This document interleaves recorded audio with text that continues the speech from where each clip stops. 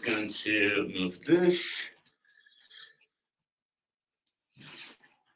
There we go. So, guys, today we are talking about a very powerful mindset tool, cognitive reframing. And I've touched on this a little bit in the podcast before, but I'm going to go into a very specific example today, which hopefully you guys can take some good things away from. Now, the example that I'm going to go into is talking about recently crowned bantamweight UFC champion Sean O'Malley and a podcast that he did after he was recently crowned the bantamweight champion of the UFC.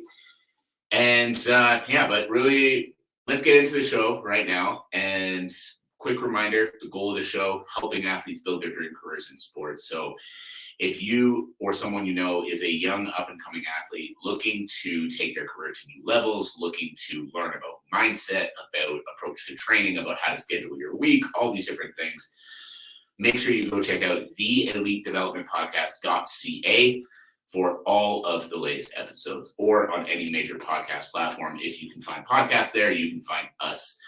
All right, guys, let's get into the show, talking about cognitive reframing, talking about Sean O'Malley's victory in the recent bantamweight championship that happened.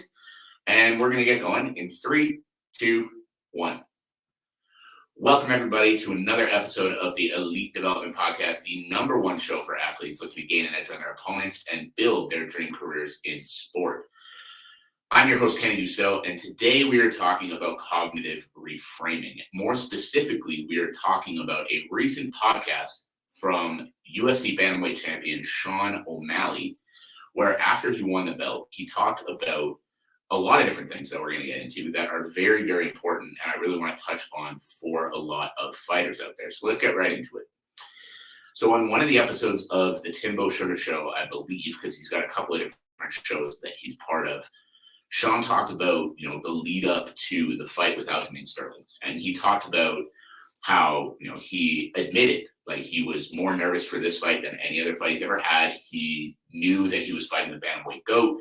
He didn't talk down about Aljo at all. Like, he spoke super highly about Aljo, all of his accomplishments, and he knew this was going to be the toughest fight of his life.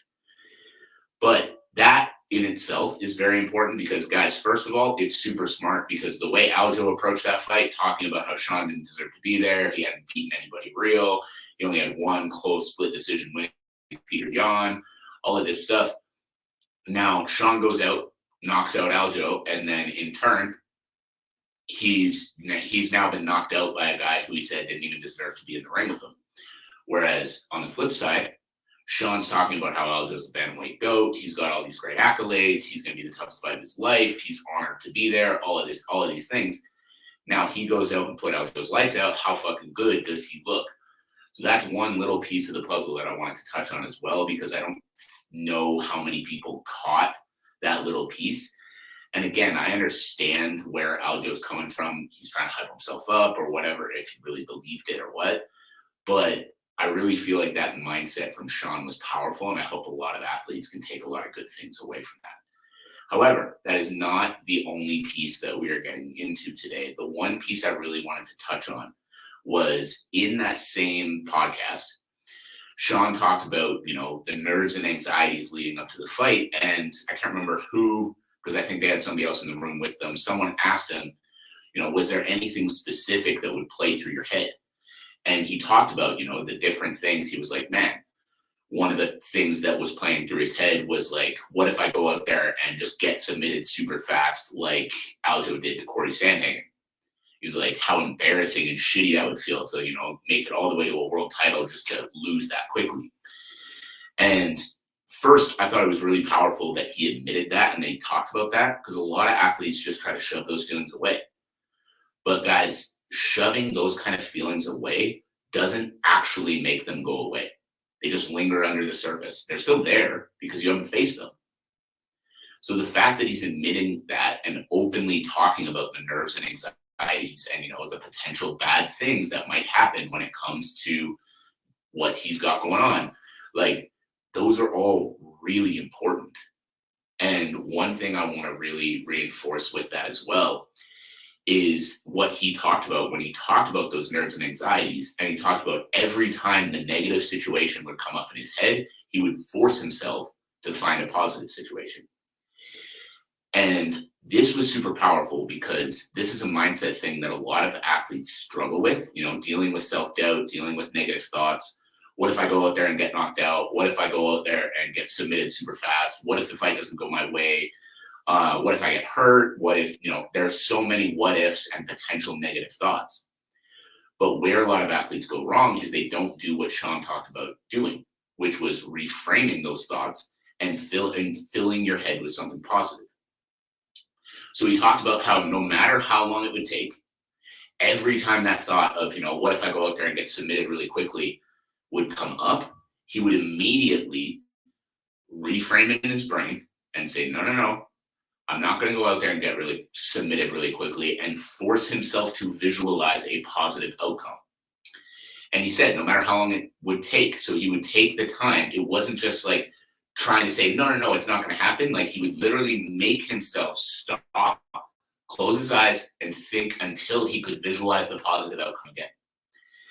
Now, why is this important? Why am I touching on this? The reason this is so important, guys, is because visualization is going to be a massive key to your success. And the reason it's going to be such a big key is that when you put yourself in that positive state of mind, when you put yourself visualizing these positive outcomes that you're looking for, you start to create that both in your mind, and when you come into the fight, you start to create that too, because you almost make it a certainty in your head. I'm not going to lose. It's impossible. I've seen every possible good thing that he can do, and I've come up with every possible good thing I can do to counter it. You get what I'm saying? And so by simply forcing himself to realize the positive side of the vision, by simply forcing himself to continually look for the positive visualization, no matter how long it took him to do it, he put it in himself as a certainty. There was no question about whether or not he was going to win the fight, because every time a negative thought had popped up in his head, he had consciously forced himself to think of the positive thought. So when it comes to this stuff, guys, where I think a lot of athletes go wrong is they don't do it with this kind of intention. That was the piece that really stuck out to me listening to this interview with Sean, was first being open about the emotions, feeling the nerves, feeling the anxiety, all of these things. And second, the intention behind his visualization. Instead of a negative thought coming up and him just saying, negative thoughts, they happen, whatever, no, it's going to be fine. Like, taking the time, shutting himself off, and making sure that he replaced the negative with the positive every single time. And guys, look where it got him. Now, of course, the flip side of that, you can't just sit and visualize shit and then it's going to come out. Like, you've got to reinforce it with action.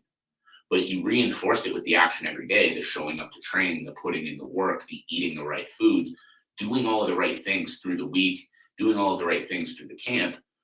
But every time the negative came up, he stopped and forced a positive thought instead. And that mindset is so powerful because the intention behind it. So what I want you guys to take away from this, it's going to be a nice, short, quick episode, but what I want you guys to take away from this is act with more intention.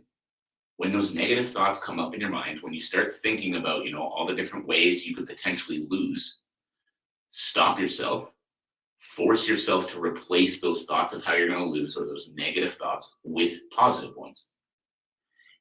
You're not going to do this one time and magically feel the difference. The key with these kinds of exercises is repeating them until they become second nature.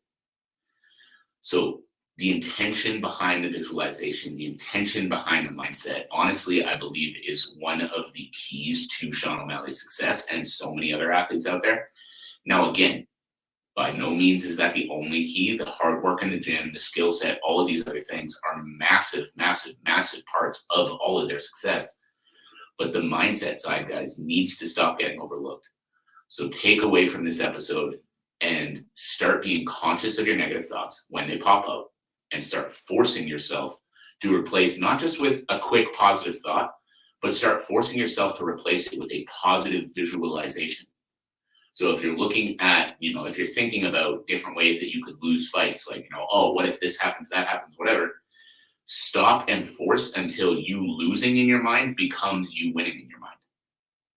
every single time it happens. And you're going to start to reframe your identity. You're going to start to shift how you view yourself. And in turn, you're going to start to view yourself as someone who wins instead of someone who loses. And you're just going to come into each and every fight with a higher level of confidence. And that higher level of confidence, whether you want to admit it or not, is going to be a huge piece of you winning fights.